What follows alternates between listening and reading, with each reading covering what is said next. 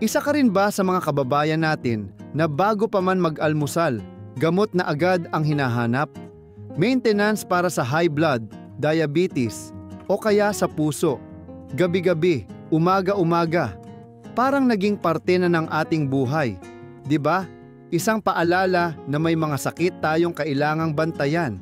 Pero paano kung sabihin ko sa inyo na baka ang tunay na ugat ng ilan sa mga problemang yan ay may lunas na hindi nabibili sa botika? Isang solusyon na libre, abot kamay, pero madalas nating ipinagkakait sa ating sarili. Mga kaibigan, ang sagot ay maaaring kasing simple lang ng pagtulog ng tama. Sa video na ito, pag-uusapan natin ang 5 karaniwang sakit na baka hindi mo aakalaing konektado pala sa simpleng pagpupuyat.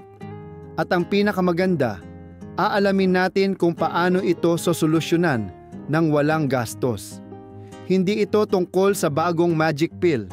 Ito ay pagbabalik sa pinaka-basic na kailangan ng katawan natin, ang mahimbing na pahinga. Siguro iniisip mo, "Sus, puyat lang yan. Sanay na ako." Pero ang totoo, ang paulit-ulit na pagpupuyat ay parang isang silent killer. Dahan-dahan nitong sinisira ang ating katawan nang hindi natin napapansin.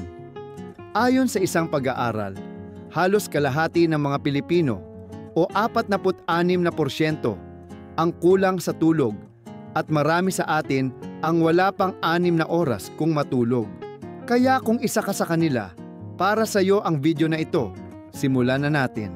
Unahin natin ang isa sa pinakamalaking kalaban ng marami sa atin, ang alta presyon at ang mga kasama nitong panganib sa puso. Ang dami nating umiinom ng maintenance para lang makontrol ang blood pressure. Pero naisip mo ba kung bakit nga ba ito tumataas in the first place? Madalas nating nakakaligtaan ang koneksyon na to. Kapag kulang tayo sa tulog, ang katawan natin ay laging nasa state of stress. Dahil dito, bumubuhos ang stress hormones tulad ng cortisol at adrenaline. Isipin mo na lang na ang katawan mo ay laging nakaalerto, parang laging may emergency, kahit nakaupo ka lang naman. Etong walang tigil na pag-akyat ng hormones ang direktang nagpapataas ng ating blood pressure at pulso. Over time, kapag laging mataas ang BP, naninigas at nasisira ang ating mga ugat. Diyan napapasok ang panganib ng atake sa puso at stroke. Kaya habang umiinom tayo ng gamot para sa sintomas, baka yung totoong ugat ng problema, ang puyat, ay napapabayaan natin. Ang sapat na tulog ang nagbibigay sa puso at ugat natin ng chance na mag-relax at mag-repair. Isang proseso na kasing halaga ng anumang gamot. Bakit kaya ang bilis kong tumaba kahit kontrolado naman ang kain ko? O di kaya, naku, mataas na naman ang sugar ko. Pamilyar ba ang mga linyang yan? Ang pag-manage ng timbang at blood sugar ay isang malaking hamon.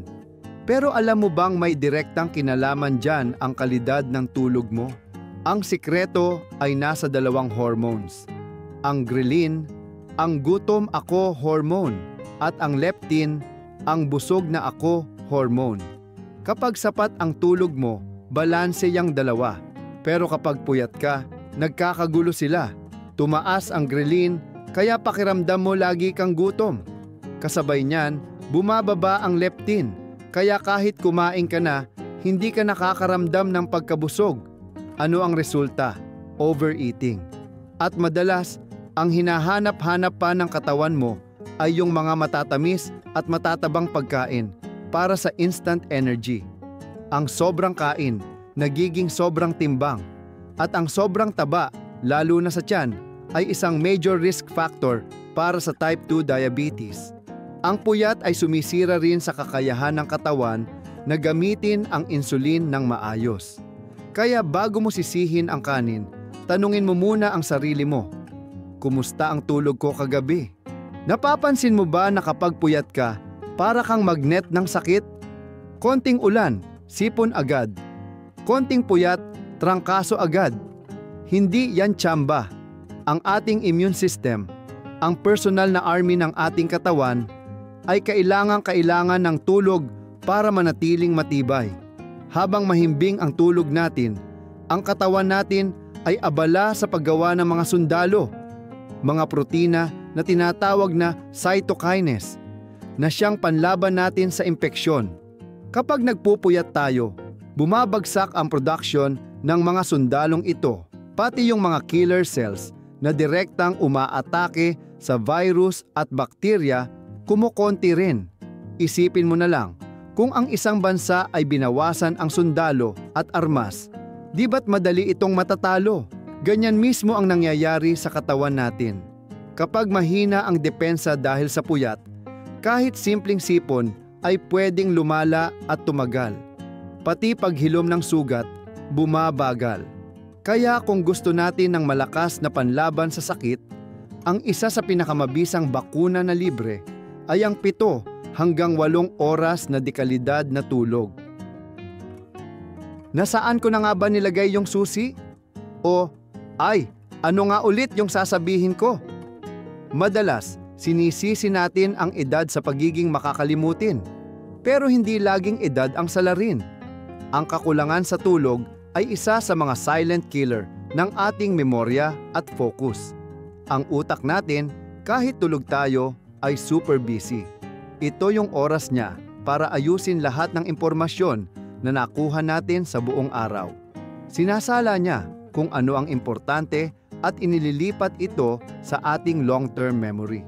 Kapag kulang ka sa tulog, para mong ginulo ang filing system ng utak mo. Kaya kinabukasan, hirap kang mag-concentrate, hirap matuto, at ang dali mong makalimot. Pero hindi lang memorya ang tinatamaan, pati emosyon natin, damay. Napansin mo ba na kapag puyat, ang ikli ng pasensya mo? Madali kang mairita, mainis, o malungkot? Yan ay dahil apektado ang parte ng utak na nagre-regulate ng ating mood. Ang laging pagpupuyat, konektado rin sa mas mataas na risk ng depression at anxiety. Kaya ang pag-aalaga sa tulog ay pag-aalaga na rin sa ating isip at emosyon. Ang huli sa listahan natin ay 2 bagay na tila magkaiba pero iisa ang pinanggagalingan. Panganib sa disgrasya at pinabilis na pagtanda. Pareho itong resulta ng isang katawan at isip na pagod na pagod. Narinig mo na ba ang microsleep? Ito yung saglit na pag-idlip ng ilang segundo nang hindi mo namamalayan. Pwedeng mangyari habang nagmamaneho ka, nagtatrabaho, o kahit habang may kausap. Sobrang delikado nito at sanhi ng maraming aksidente. Ang puyat ay nagpapabagal din ng ating reaction time na halos kasing delikado ng pagmamaneho ng lasing. Bukod sa biglaang panganib, may pangmatagalan din itong epekto sa itsura natin. Sa gabi, nagre-repair ang ating balat at gumagawa ng collagen para manatili itong elastic. Ang puyat ay nagre-resulta sa mas maraming kulubot, fine lines, at maputlang balat. At sa loob-loob ng ating katawan, ang puyat ay iniuugnay sa mga sakit tulad ng dementia at Alzheimer's. Kaya ang tulog, literal na beauty sleep at brain sleep in one. Ngayong alam na natin ang mga seryosong epekto ng puyat, paano natin ito lalabanan ng walang gastos? Heto ang 5 simpleng hakbang na pwede mong simulan ngayong gabi. Una, magkaroon ng regular na body clock. Subukang matulog at gumising sa parehong oras araw-araw, kahit weekend. Tinuturuan mo ang katawan mo kung kailan oras ng magpahinga at kailan oras ng gumising.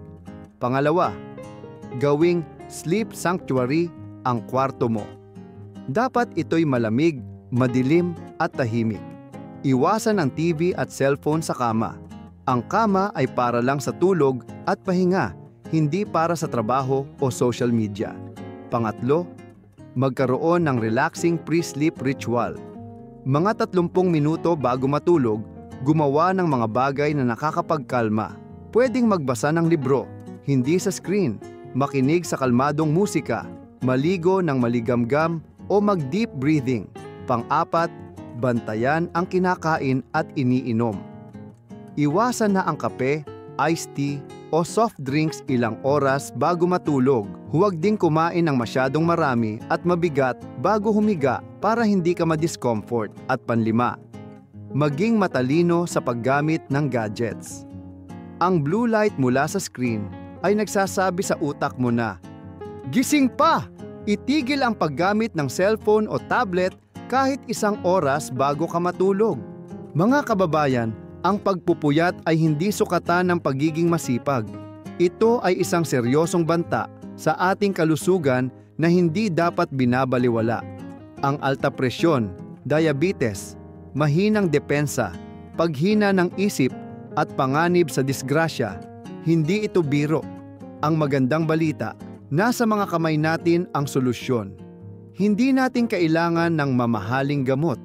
Ang kailangan natin ay pahalagahan ang isa sa mga pinaka-basic na regalo na pwede nating ibigay sa ating sarili, ang sapat at mahimbing na tulog. Tandaan natin, ang kalusugan ay kayamanan, at ang tulog ang isa sa mga pinakamahalaga nating puhunan para sa kayamanang iyon. Kung may natutunan ka sa video na ito, i-share mo naman sa mga kaibigan at kapamilya mong alam mong laging puyat. Baka ito na ang paalala na kailangan nila. At huwag kalimutang mag-subscribe at i-click yung notification bell para lagi kang updated sa mga health tips na makakatulong sa ating lahat. Maraming salamat sa panonood.